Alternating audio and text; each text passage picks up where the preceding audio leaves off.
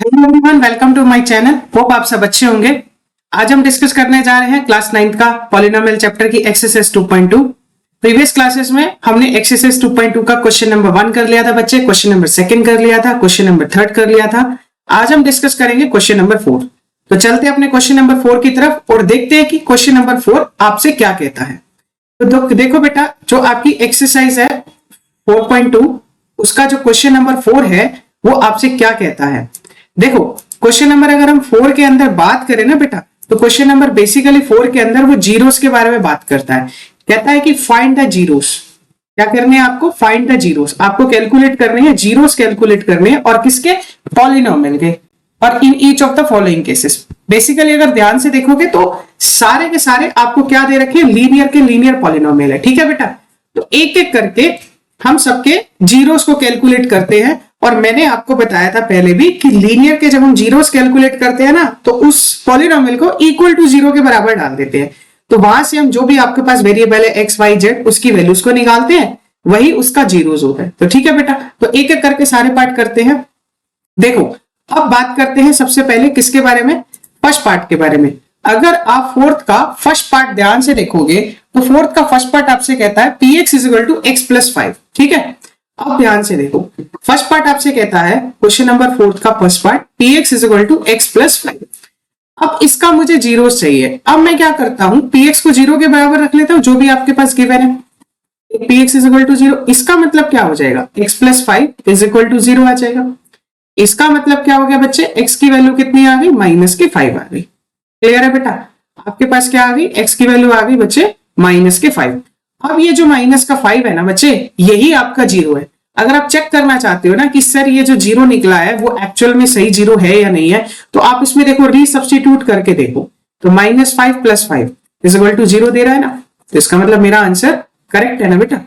Zeros का मतलब क्या होता है? जीरोस का मतलब बेसिकली यही होता है ना कि वापस पॉलिनोमियल में डालने पर आंसर क्या आ जाए? 0 आ जाए। ठीक है, तो फर्स्ट कंप्लीट हो गया। नेक्स्ट चलते हैं सेकंड पार्ट। सेकंड पार्ट आपसे कहता है x माइनस 5। ठीक है, और थर्ड पार्ट कहता है 2x प्लस 5। तो देखो, सेकंड पार्ट की बात करें, सेकंड पार्ट कहता है आपसे px is equal to x minus 5। Same उसी मेथड से करेंगे। Taking px is equal to 0 के बराबर हम रखेंगे। जैसे ही आपने px को 0 के बराबर रखा तो आपका क्या आ गया? x minus 5 is equal to 0 के बराबर आ गया। सॉल्व किया आपने, x की वैल्यू कितनी आ गई? 5 आ गई। तो ये 0 है, इसका बिल्कुल है। अगर आप ध्यान से देखो तो 5 माइनस 5 0 के बराबर दे रहा है। इसका मतलब जो भी मैंने आंसर निकाला वो मेरा करेक्ट है। ठीक है बच्चे, चले आगे थर्ड पार्ट की तरफ। देखो, थर्ड पार्ट आपसे कह रहा था 2x प्लस 5। ठीक है, थर्ड पार्ट अगर आप ध्यान से देखोगे तो px is equal to 2x plus 5। फिर से हम वही काम करते हैं, taking px is equal to 0 के बराबर ले लेते हैं। ठीक है, px को 0 के बराबर ले लिया। आप ध्यान से देखो, मैं काम कर लेता हूं, 5 को यहां ट्रांसपोज कर लेता हूं तो साइन चेंज हो जाएगा। जैसे ही ट्रांसपोज कर लिया उसके बाद मैं क्या करता हूं, दोनों तरफ 2 से डिवाइड कर देता हूं, या सिंपल वर्ड में कह सकते हो 2 को नीचे ले आया तो x की वैल्यू कितनी आ गई? माइनस का 5/2।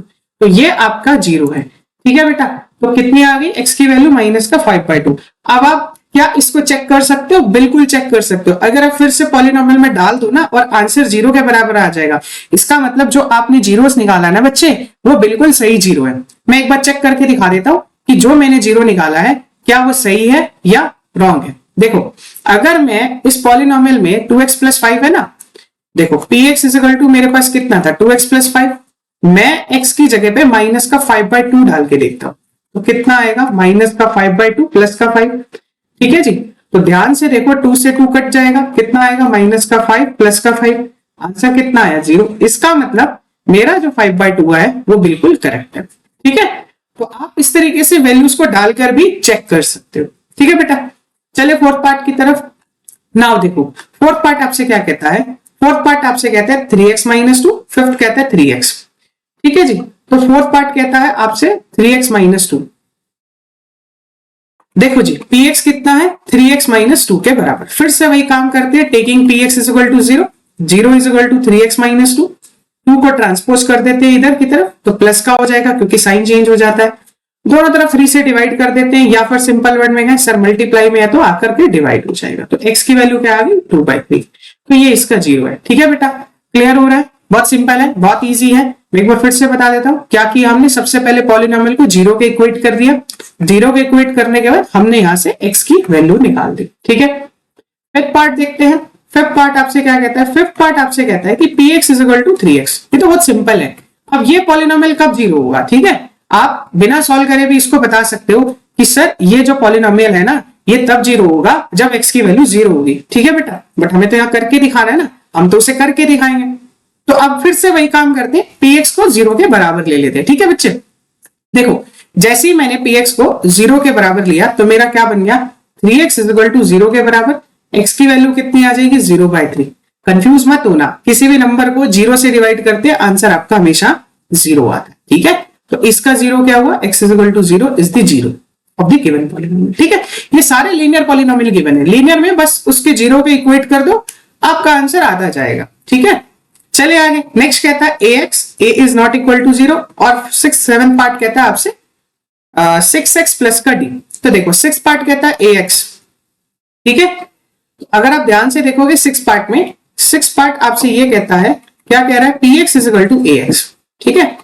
अब जहां पर इसने एक चीज कंडीशन दी है, a जीरो के बराबर नहीं है।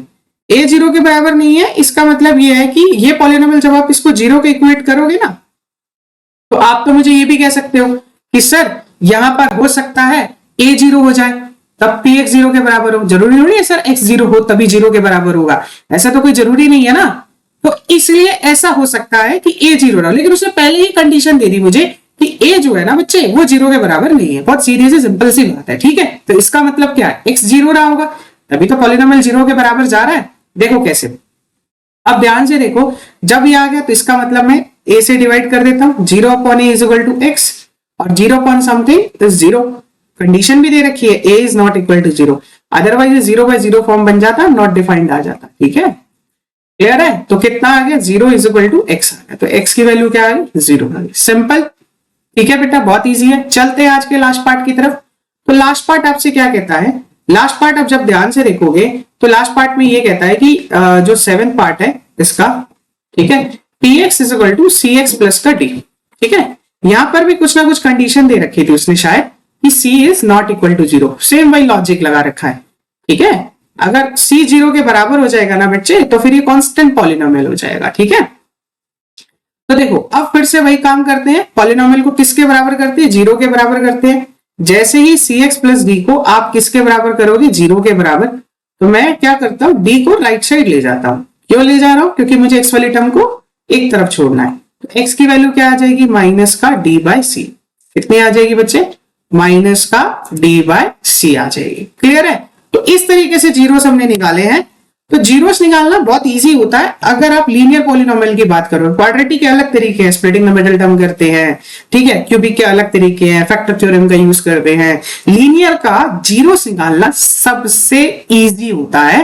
क्यों इजी होता है, क्योंकि लीनियर के जीरोस में आप क्या करते हो, जस्ट उसको जीरो के इक्वल करते हो, जो भी वेरिएबल है उसकी आप वैल्यू निकाल लेते हो, ठीक है बेटा। तो आज की क्लास में हमने क्या किया, आज की क्लास में हमने एक्सरसाइज 2.2 का क्वेश्चन नंबर 4 किया बेटा। Question number first, second, third मैं ऑलरेडी पहले अपनी प्रीवियस वीडियो में करा चुका हूं। अगर आपने मेरी प्रीवियस वीडियो नहीं देखी है, आपने फर्स्ट, सेकंड, थर्ड नहीं किया है, तो आप वापस मेरे चैनल में जाकर देख सकते हो बेटा। तो इस तरीके से मैंने एक्सरसाइज 2.1 हमने कर ली है। मैंने कहा आपने और हमने मिलकर किया ना बच्चे। 2.1 एक्सरसाइज पूरी कंप्लीट कर ली है। 2.2 भी हमने एक्सरसाइज कंप्लीट कर ली है। नेक्स्ट क्लास में हम नेक्स्ट वीडियोस में 2.3 के बेसिक कॉन्सेप्ट को की तरफ आगे बढ़ेंगे।